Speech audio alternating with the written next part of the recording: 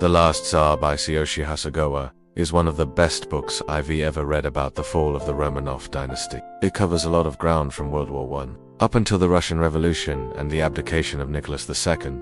This book made me feel like I was right there in the middle of the action. Because it describes everything in such vivid detail, I couldn't put it down.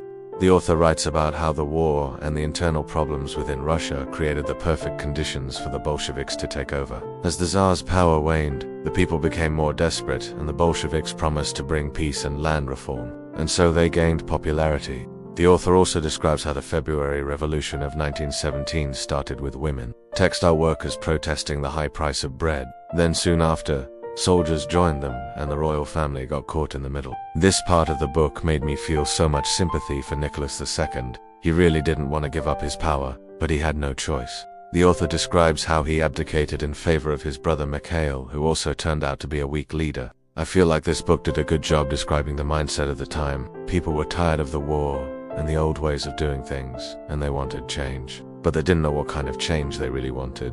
And that made it easier for someone like Lenin to come in and tell them what they wanted to hear. One thing that surprised me while reading this book was how much power the Romanovs actually had. I didn't realize that Nicholas II was the supreme leader of a huge empire that spanned over 2,000 miles.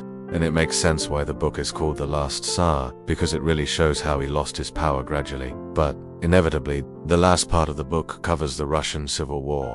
And it made me sad to see how the Reds and the Whites both committed atrocities against civilians.